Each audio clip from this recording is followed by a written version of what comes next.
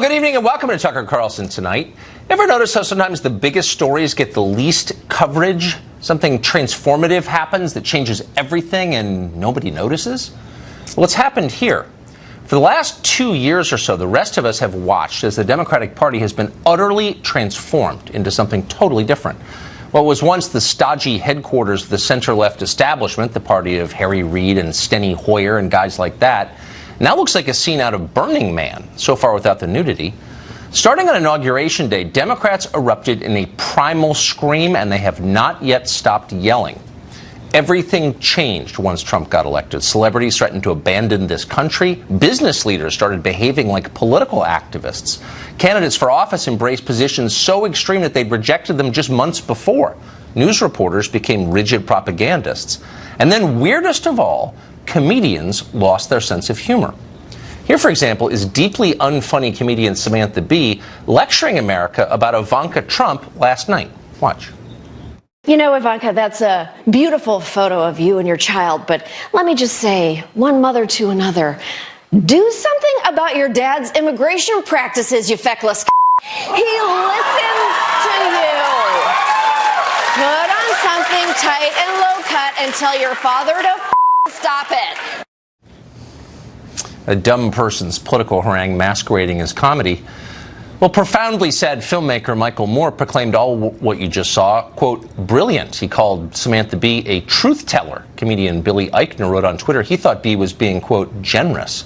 Tonight, Bee is receiving an award from the Television Academy for, quote, leveraging the dynamic power of television to inspire social change.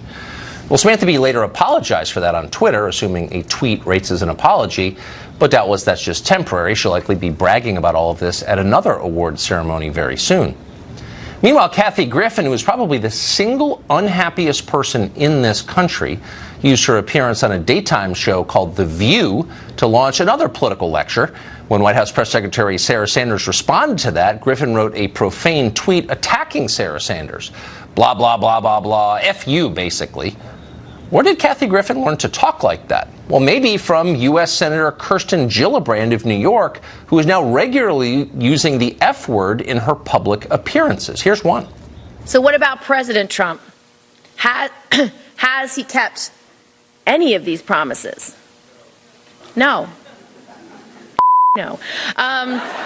Fundamentally, if we are not helping people, we should go the home. Now, she's not the quickest of the U.S. senators, but even so, it says something broader about what's happening in the Democratic Party. So the left is arguing that Trump is radical. How have they responded?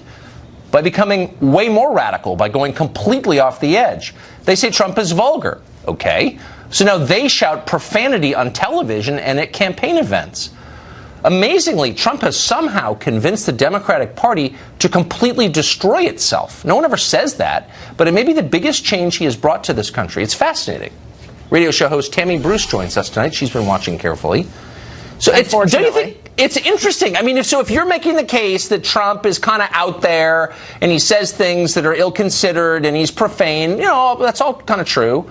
Wouldn't your response be, I'm the responsible one? Instead, they're out trumping Trump by like 3x, and they've gone so crazy that they may not even win the House back. Why are they doing that? Well, look, these women are making Trump at this point look like Sir Galahad. Exactly. When it comes to their behavior. And I think his third and fourth terms at this point have been pretty much secured after these displays. It's totally true.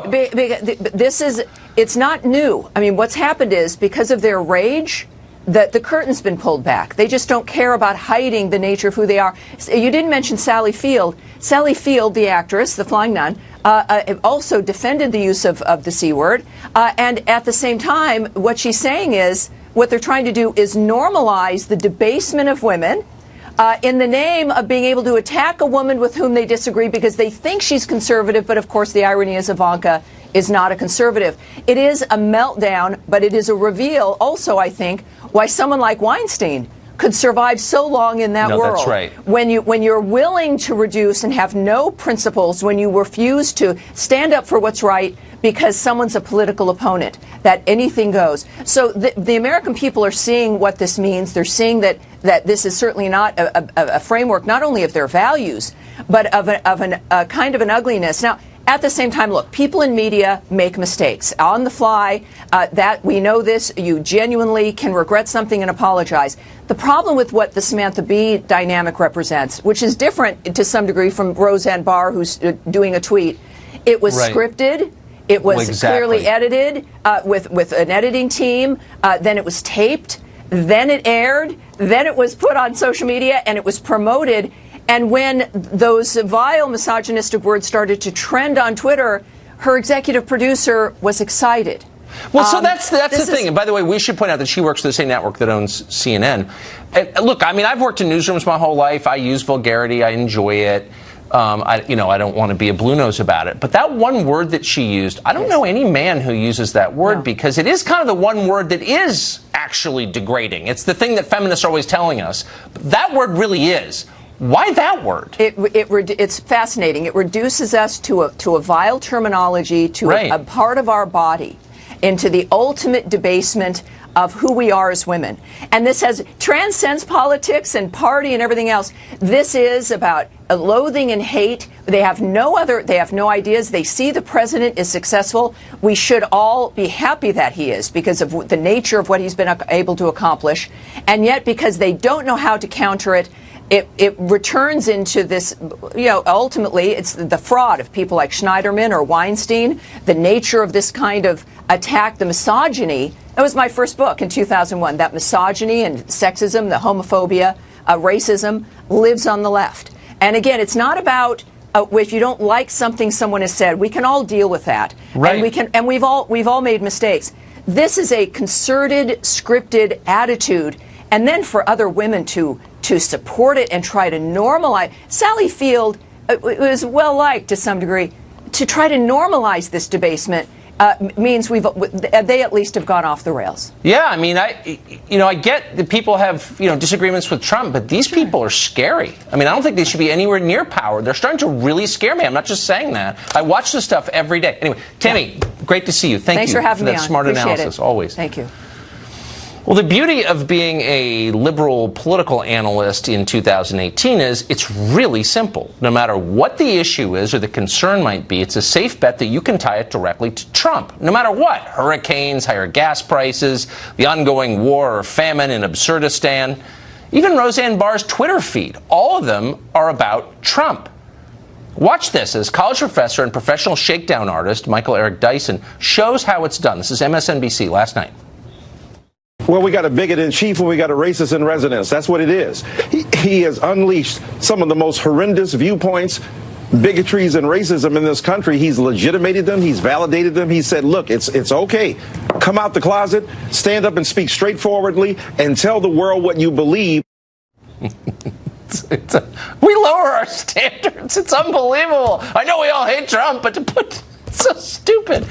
Not stupid is Mark Stein, who joins us tonight. What do you make of the? I mean, I feel like I don't want to overstate. I don't want to be hysterical like they are, but I feel like we're watching actually something profound. They're melting down, it looks like to me. Yeah, I think that's what's going on, Tucker. I mean, we live in a coarsened culture. And everybody has said that. I think one of the reasons why Samantha Bee, for example, used the C word is that the F word has been drained of its power. No, that's exactly right.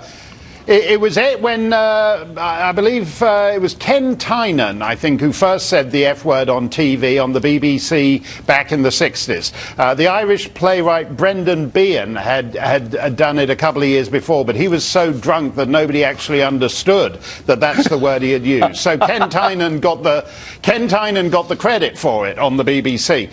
And that word has so lost its force, in part because it's now said routinely on family shows that they've had to move to, Samantha Bee had to move to the C word. What I find interesting was the crowd went deliriously wild about it. There's no joke there. There's no insight there. There's no particular point there. But the fact that she said the C word has the crowd. Well, we really got our value for money. If we'd been here, 120 years ago, we'd have wanted to see a trapeze artist or a tap dancer or an Irish tenor. But today we're happy to go into a theatre and cheer deliriously when somebody says says the C word. And that's actually something that, if anyone digs that clip out in several decades, they'll be interested to look at, I think. Well, it really is like looking at old pictures of the Cultural Revolution from China with all these, children with their little red books and saluting all this nonsense. And you're thinking, how could a huge group of people go simultaneously insane? And it's just mass hysteria. It's a human thing. So what, in the end, is the effect of this? Do normal people look on and say, Samantha Bee has got to be, Kathy Griffin too, two of the unhappiest people in America. I don't want anything they're selling. Or do they say, wow, sign me up for whatever she's got? No, I think that you're right to detect a certain joylessness in it. I think there's also a logic, though, because we have we're on two incompatible tracks. On the one hand, you have this general coarsening F word, C word, C word, F word. But on the other, you have ever more protected classes of people. So you have people you can't say anything about because they're black, they're gay, they're Muslim, they're transgender, whatever's next down the pike. Which means that it's actually only people who are associated with Trump or who are religious conservatives or who are whatever. It's a very narrow sliver of people you can unleash the blizzard of F and C words on. And that's the contradiction. And as we've talked about before, Tucker, it's actually killing comedy. I mean, the fantastic thing about this clip is that it's a supposed comedy show. It's got writers. It's, as Tammy was saying, it's pre-taped. It's all carefully edited, but there actually isn't a joke in there underneath. There's just the word. So if you could just quickly, I know it was only a couple of years ago, but remind me why NBC fired Billy Bush. He laughed at a joke that was less vulgar than this, and he got fired and they destroyed his life because why? Do you remember? Right. I don't remember. No, exactly, and that's the injustice here. I mean, Roseanne, who I don't think is any kind of conservative, I never said that, but Roseanne has had 40 years of work vaporized over her tweet, and unlike Samantha Bee, she's actually funny, and she was funny in a lefty way. She had lesbian kisses 30 years ago, but her lesbian kiss has been vaporized with everything else because she's perceived as supporting Trump. That double standard is ridiculous. And it's been scrubbed from digital. You can't, it's like the Dukes of Hazzard. You can't find it. Unbelievable. Mark Stein, thank you for chronicling this revolution with us. I appreciate it. Thanks a lot, Tucker. Last time we told you about a series of blog posts apparently written by MSNBC weekend anchor Joy Reid more than a decade ago. At the time, Reid was not the humorless progressive robot you know so well today. At the time, her views on immigration, for example, were somewhere to the right of Donald Trump, and that makes sense since mass immigration hurts poor people the most. Well, tonight we have a new set of antique Joy Reid blog posts uncovered by BuzzFeed. In one post entitled Baghdad John Strikes Again, Reid shared an image of John McCain's face superimposed onto the body of the Virginia Tech mass shooter. Couldn't do that today. Reid also promoted a 9/11 conspiracy documentary. She attacked Congressman Barney Frank of Massachusetts for the crime of being gay, and she wrote a satirical piece about Tony Blair's son visiting gay bathhouses in the U.S. Spicy. Reid, of course, previously claimed that her blog had somehow been retroactively hacked by unseen saboteurs, probably Russian agents or Macedonians or something. That's almost certainly a lie, but it was definitely amusing. How will she explain these? Well, we're still awaiting a new excuse from NBC News. As soon as they make one up, of course, we'll be the first to tell you. Next up, the president says his campaign was spied on. His enemies say no, it wasn't. The media don't seem to care either way. What really happened? We're going to get to the facts of this story once and for all next. Well, a few weeks ago, a number of left-of-center media outlets, including the New York Times and the Washington Post, reported that during the 2016 presidential election, the Obama Justice Department received reports from an FBI informant who surreptitiously gathered information on members of the Trump campaign without their knowledge. Subsequent reporting from other press outlets confirmed that story. Fox News can now also confirm it. It happened. And yet, remarkably, many of those same media outlets are now claiming that none of this is real or ever was real. It didn't happen. People with hairspray and artificial tans are nodding into the camera and telling you that right now. A couple of high-profile Republicans, including Congressman Trey Gowdy, echoed that claim. There was no spying by the Obama FBI on the Trump campaign, they say. Anyone who claims otherwise is a propagandist or a lunatic. But who are the propagandists here? And what actually happened? We express a lot of opinions on the show, but tonight, for a minute anyway, we think it's important to get to the facts of this case. Byron New York has been covering the story from the beginning for the Washington Examiner. He joins us now. So I think look, there are a lot of ways to interpret a fact set, but let's just go through slowly so we can all understand it, what we know. My understanding is that we know that the Obama FBI had an informant attached who was speaking to people on the Trump campaign and reporting back to the Obama DOJ. Do we know that? We do know that. We do know that from the reporting. We also know it from the testimony last year of Glenn Simpson. He was the guy who founded Fusion GPS and who hired Christopher Steele, who actually was a former spy, to make the Trump dossier. In his testimony to the Senate. Was the Trump campaign aware of this? No. No. So there was someone working for Intel/law enforcement agency gathering information about the campaign without its knowledge and reporting back. According to Simpson, it was someone who had essentially volunteered. He was not recruited to infiltrate the Trump operation, but he volunteered. He was an FBI informant, and if you look at what he did, he tried to insinuate himself with some members of the Trump campaign. So then why are anchors telling us, reporters, journalists telling us, there was no spying on the Trump campaign? Well, I think that, first of all, the informant part is just a fact. And we need to know more about it, but it is a fact. The New York Times reported it. I read it. Absolutely, and so did the Post, and so have other people.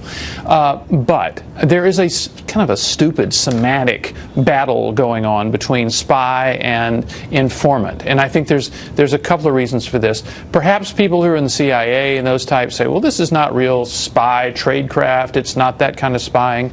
But mostly, I think the reason is President Trump, who is a master simplifier, has used the word spy. And if he uses the word spy, then it must be rejected. But nothing to do with Trump. I mean, I think that seems like an appropriate word. Why is it not? In its vernacular sense, to gather information without the knowledge of the person from whom you're gathering it. Why is that not spying? That appears to be exactly what they were doing. The informant that we hear about most often approached Carter Page, Sam Clovis, George Papadopoulos. These are figures in the Trump campaign. Kind of very friendly approaches. Oh, we need to have coffee. I've read some of your stuff. You do a great job. Let's talk.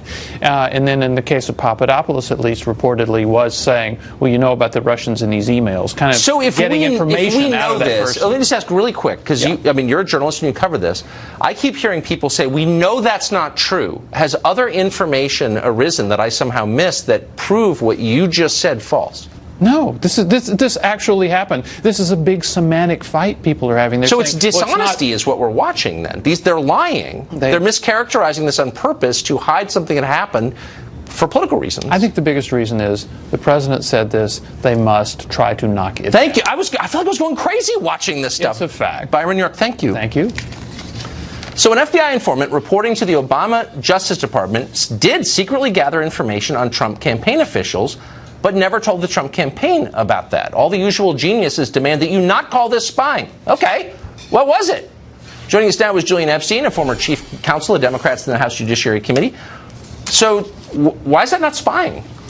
Oh, I agree with everything Byron just said. I mean, I think you are getting caught up in a semantical thing. Well, I'm not. Well, the debate is getting caught up. A spy, I think what people think of when they think of a spy is a plant inside a campaign that's getting all kinds of information about the campaign operations. That's not what happened here, by everybody's admission. By everybody's admission, what happened here was the use of an FBI confidential informant, which is standard operating procedure in the FBI. Once the FBI has evidence that a foreign government is trying to co-opt certain individuals who are part of a campaign, in this case Papadopoulos and Carter Page.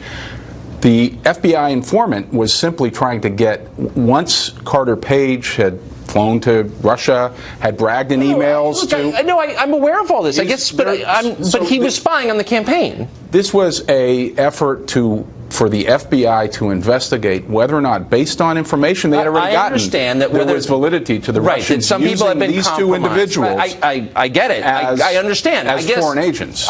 There are two levels, but let's just hit the first one. That's spying on the campaign. You're saying it was justified. I'm open-minded. I'm saying it's very, very limited but to hold on. particular individuals. But it was spying. So when I see these morons on television passing off this propaganda, it wasn't spying. It was spying. So stop lying, A. B, to the question of whether or not it was justified. If they really were concerned about this, that these two people attached to the campaign were in the employ somehow of the Russian government, why didn't they tell the Trump campaign? Well, they did. They did. Yeah, says they didn't. Well, the FBI went to the Trump campaign in July of 2016 and warned them that they were looking at, that they were spying on the campaign. No, that the Russians were trying to infiltrate. No, but why didn't they tell them? Both campaigns, the Clinton campaign and the Trump campaign. Okay, because you normally wouldn't, in the course of investigation, you normally wouldn't go and tell other people that might be caught up in illegal activity that there's certain things you wouldn't going on. tell the candidate? FBI would do that. So here you have the Obama administration. Not in an ongoing administration. The Obama administration doing this. Obama has come out against Donald Trump's candidacy, and yet his FBI agents are conducting this spying. And yet they didn't tell. Why not tell Trump? Did they believe he was working for Putin? I mean, seriously. So there's two reasons. You make it sound like Obama's commanding the FBI. It's his FBI. To investigate individuals that the intelligence. We don't know that, actually. So there's zero evidence of that. I doubt Byron would say that there's any evidence of that. I'm not saying that. I'm merely saying they worked for the Obama administration. We don't know the answer because all of these media morons are telling us we have no right to ask. I'm an American. I do have a right. And I want to know what this is about. Yeah, I don't think there was any political involvement in this decision. We don't know that. I think this was. There's no evidence of that, Tucker. There's no evidence of anything because it's been shut down. We don't know what happened. Well, the Gang of Eight got a fair amount of information when they met with the Justice Department earlier in the week. I don't care what some politician knows. So I'm sure if the loyalists had any information that there was a political involvement in the decision to investigate, that would be. God only knows. I don't trust any of these people. I'm an American citizen and a taxpayer. I've lived here all my life, and I want to know what the hell this was about. And I have a right to know. But you're also arguing that you don't trust the FBI and the security agencies. I'm saying, why should I trust any of this? You have one administration spying on its political opponents. We know that. It's been reported by people who hate Trump. There's no debate about that. Why shouldn't I know the full context to it? That's fair. I would just go back, and I kind of agree with Byron. I mean, this is a case in which the intelligence agencies got information, in one case about Papadopoulos bragging to a foreign diplomat that he had contacts with the Russians. Hold on, let me finish the point. And then Carter Page, who had gone to Russia, who had been under investigation for years, who had been tried to be recruited by Russian spies in 2013. This is credible evidence by the intelligence agencies that the Russians are trying to You're evading my question, and I'll end with this. Why not tell Donald Trump that we are spying on your campaign? We've talked to these guys surreptitiously. Why would you keep that from him? Why doesn't he have a right to know that? Because the information at that point was that the Trump campaign was actively soliciting information from the Russians, at least Papadopoulos was. So they had evidence. And potentially Carter Page. But there's no evidence that Donald Trump did. There's no evidence now. But also no knowledge on the FBI as to how far up the campaign it goes. So why would you inform a potential target of an investigation that they're being targeted on counterintelligence? Because no FBI would do that. Political campaign. Boy, if this were happening on the other side, as God watches, I would be honest enough to say, whoa. Let us agree on something. If Trump was doing this to Elizabeth Warren a year from now, I would be very worried about it. And I think that's an honest point. And let us finish on this point, because I think we could actually find some agreement. I think the idea of the FBI ever going into a campaign, a political campaign, whether it's Clinton or Trump, is very disturbing and should meet very, very high standards. Good. The point we should agree on is the Inspector General ought to look at this, and the Inspector General ought to determine like yesterday, and stop entirely kosher, or whether it wasn't kosher. Well, I think the evidence will show what Gowdy. But first, if I hear another person on television lecture me about how there was no spying when there was spying, I'm going to say, you're lying. It's a semantical discussion. It's true. It's a use of a confidential informant. Yeah. I mean, that's just another euphemism. All right. Now they're barking at me. We got to go. Julian, thank you. It's an important distinction. Patrons in a bar in Portland recently financed a reparations happy hour because nothing compensates for historical sins like cocktails. The activist who organized it joins us next.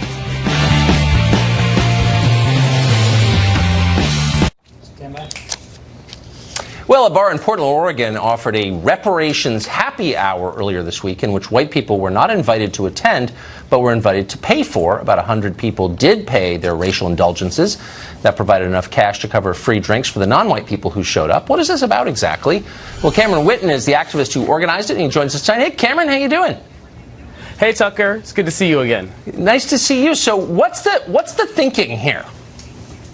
So reparations happy hour is event, a successful event that was put on by nonprofit Brown Hope. You can find more information out on brownhope.org.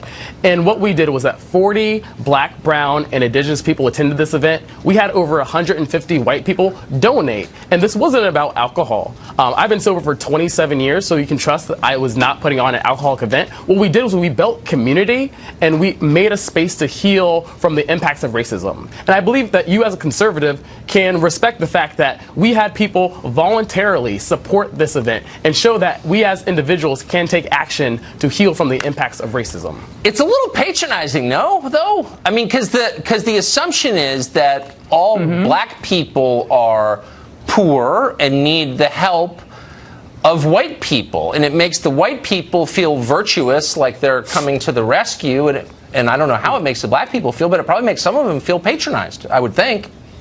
Thank you, Tucker. So I saw your show. I saw your segment about racism, Roseanne Barr. We're both going to agree that racism is real. We both agree that racism goes two ways. Yeah. What we're saying is that racial disparities, if you look at our country, the color of your skin is a predictor of how long you'll live, what kind of economic level you'll be in, and other factors. And so what we're saying is that... Well, it's actually, Cameron, as someone who's familiar with the numbers, let me just say it's not quite that simple. I mean, broadly maybe, but I mean, African immigrants to this country have higher income levels than native-born white Americans. So it's not quite as black and white as you're suggesting. And I guess that's kind of the point that I am making, is that not all black people are the same, not all white people are the same. They have different attitudes, different income levels. And this kind of suggests they are, because you're saying if you're a certain color, you're in one category. If you're in another color, you're in another category. That makes me uncomfortable. Why doesn't it make you uncomfortable? What we're saying that racism is real and that racial disparities exist. And so we're offering a solution, saying that we are calling on folks from a privileged demographic to pay into a solution and invest in the leadership of black, brown, and indigenous people. By paying we for their don't care about cocktails? exceptions. We care about the facts. And the facts state that racial disparities exist, and Brown Hope has offered solutions for us to build community let me just ask to heal you from this. the impacts of racism. Okay, I mean, I think it's a very clever deal you got going. Pay for my drinks and everything will be fine. I am clever. Thank you, Tucker. Thank you. I'm very clever. You are an entrepreneur in a hilarious way. But let me just ask this. Would it make you feel... Who would have thought that a tiny event that already happened in Portland, and now I'm on Fox News, now New York Times is covering it? This was a clever event. We elevated reparations. I agree. I'm genius. No, we'll agree on that. But let me ask you this. Would it make you uncomfortable if someone who made less than you did paid for your meal or your drinks because you were a different color? Would that make you feel uncomfortable? So what we're looking at is the real wealth disparity in our country, and we know that the wealth disparity between blacks and whites is around 10 to 1. So we know that the disparity is real. Hold on. No. What's your fact? Speaking in general Give me your terms. counterfact. Well, I already gave you one of my counterfacts, which is African immigrants make more than white Americans on average. Are you uncomfortable talking about the realities of this country? Well, actually, because I'm not giving you. You're upset that I'm using general terms. You're upset that I'm using statistics. No.